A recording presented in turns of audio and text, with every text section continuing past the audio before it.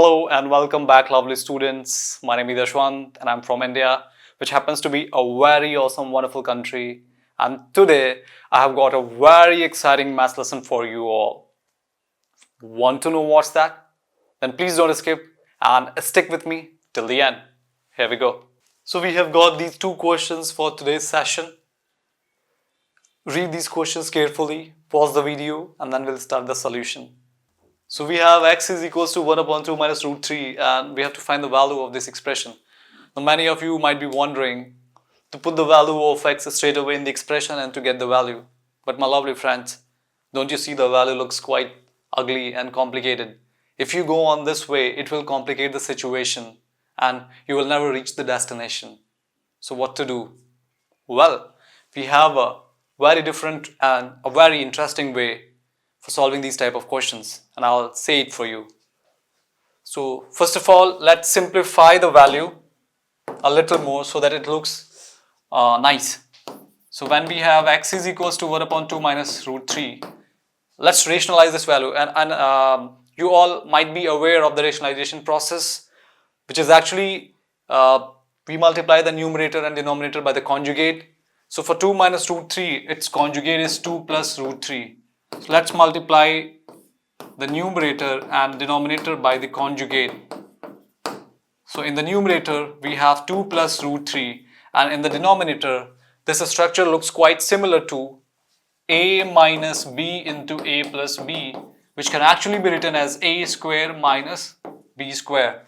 So following this, I can write 2 square minus root 3 square, which is actually 4 minus 3, and it comes to be 1 in the denominator. So x comes in its simplified form as x is equals to 2 plus root 3. Now some of you might still be wondering to put this value of x in the expression. If you want, then you can check it out. But my dear friends, it will again complicate the situation and you will never reach the destination. And somehow if you reach, it will be like very difficult. So don't go like that way. Okay. What we can do here is just bring 2 on the left hand side. It becomes x minus 2 is equals to root 3. Then square both sides. If you square both sides,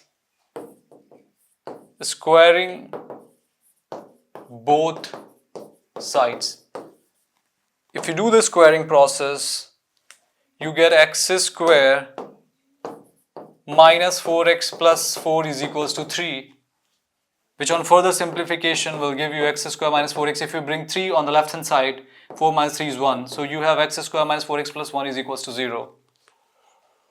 So when x is 1 upon 2 minus root 3, when x is 1 upon 2 minus root 3, or in other words, if x is equals to 2 plus root 3, these are actually the same thing. 2 plus root 3, or you say 1 upon 2 minus root 3. This is the more simplified form, 2 plus root 3. So when we have x is equals to 1 upon 2 minus root 3 or x is equals to 2 plus root 3, x square minus 4x plus 1 is equals to 0. Now we'll do something very awesome and interesting. We will write this, let me erase this stuff for you all. We will write this expression x cube minus 2x square minus 7x plus 5 in terms of x square minus 4x plus 1.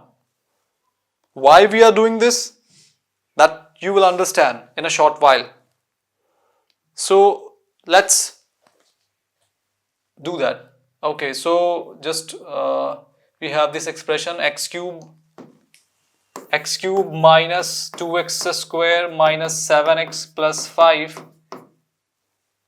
We'll express this expression in terms of x square minus 4x plus 1. For that purpose, we will divide this expression by x square minus 4x plus 1. So this will be your dividend and this will become your divisor.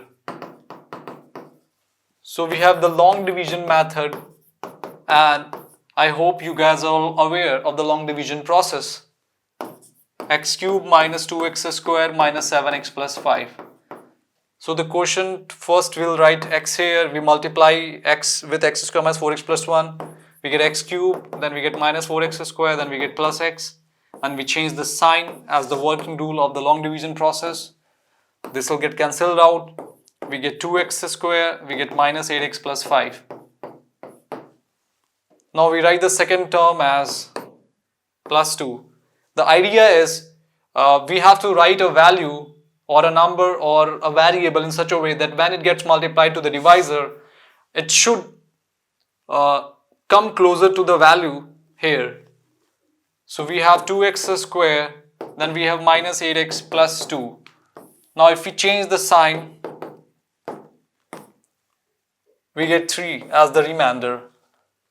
Now the division algorithm says that dividend is equals to divisor into quotient plus remainder, right? Dividend is equals to divisor into quotient plus remainder.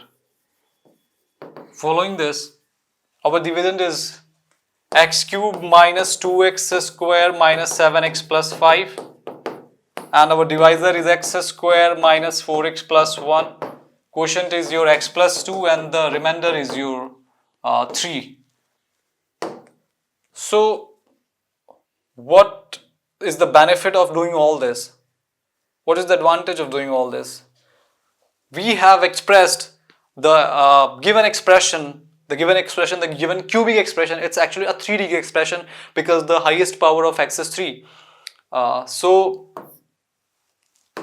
this is our original expression,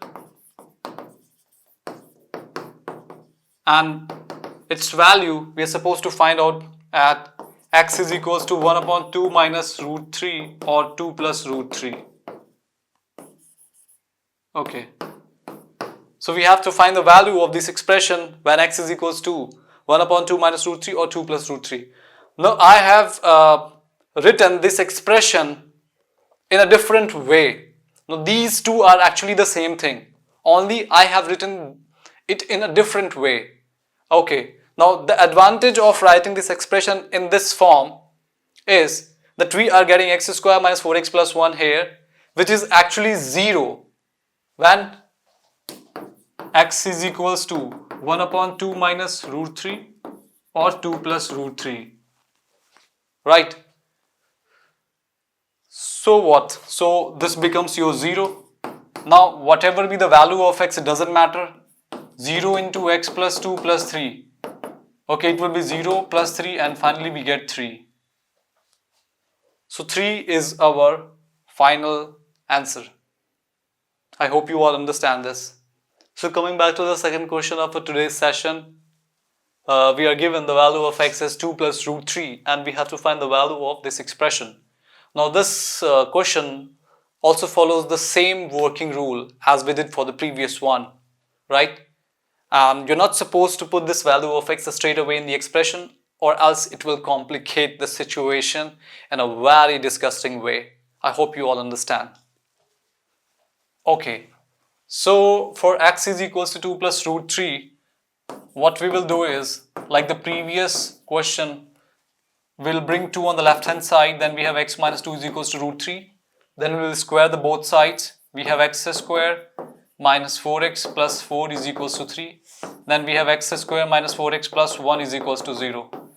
So x square minus 4x plus 1 is 0 when x is equals to 2 plus root 3.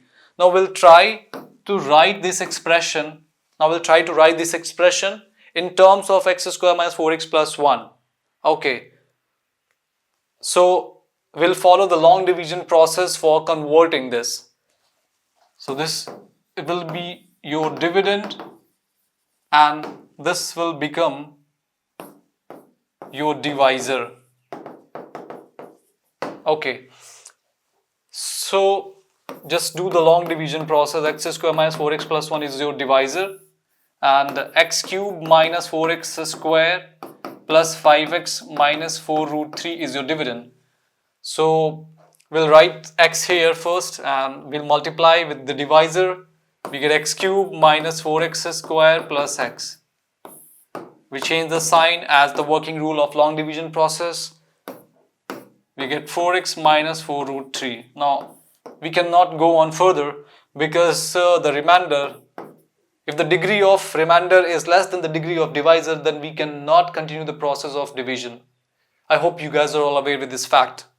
So, the degree of divisor, degree is 2, okay. Let me fix this. I don't know what happened just now. Yeah.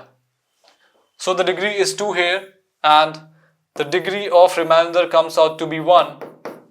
So the remainder degree should be less than the degree of divisor and the process of long division will stop at that point. Okay. So the division algorithm says dividend is equals to divisor into quotient plus remainder, right? So dividend is x cube minus 4x square plus 5x minus 4 root 3 is equals to divisor is x square minus 4x plus 1 and the quotient is x and the remainder is 4x minus 4 root 3.